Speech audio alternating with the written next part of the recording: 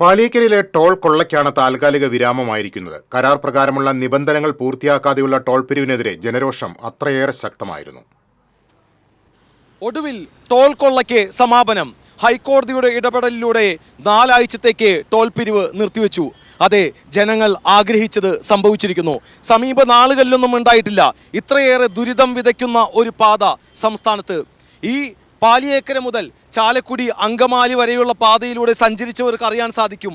വിമാനത്താവളങ്ങളിൽ സമയത്തിനെത്താൻ സാധിക്കാത്തവർ, ആംബുലൻസുകളിൽ ആശുപത്രികളിലേക്ക് പോകുമ്പോൾ ആശുപത്രികളിൽ എത്താൻ സാധിക്കാത്തവർ, എത്രയോ ജീവനുകൾ പൊലിഞ്ഞു, എത്രയേറെ അപകടങ്ങളുണ്ടായി. എന്നിട്ടും ടോൾ പ്ലാസ കമ്പനിയുടെ കണ്ണു തുറന്നില്ല.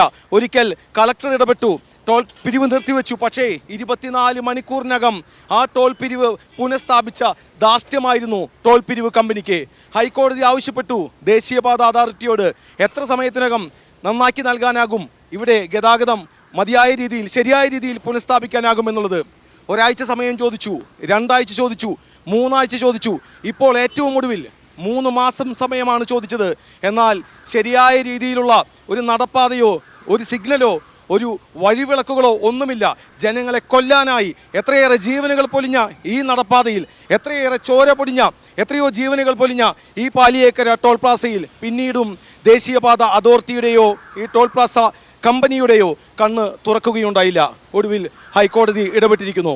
ഇനി വേണ്ടത് ഇനിയെങ്കിലും കണ്ണു തുറന്ന് ഈ പാത സഞ്ചാരയോഗ്യമാക്കുക എന്നുള്ളതാണ്.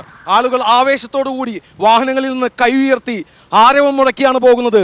അതെ, ഒടുവിൽ അവരുടെ ആഗ്രഹം വിജയിച്ചിരിക്കുന്നു. താൽക്കാലികമായിട്ടാണെങ്കിലും ഈ ടോൾ പിരിവ് ആരംഭിച്ച് കഴിഞ്ഞ ഫെബ്രുവരിയിൽ 13 വർഷം പിന്നിട്ടു. എത്രയോ കോടിക്കണക്കിന് രൂപ പിരിച്ചു.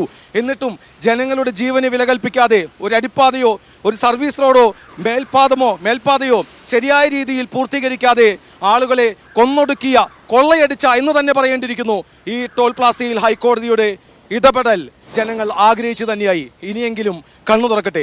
TCVക്ക് വേണ്ടി ക്യാമറമാൻ ഷിബി പോട്ടോറിനോടൊപ്പം മുകേഷ് ലാൽ.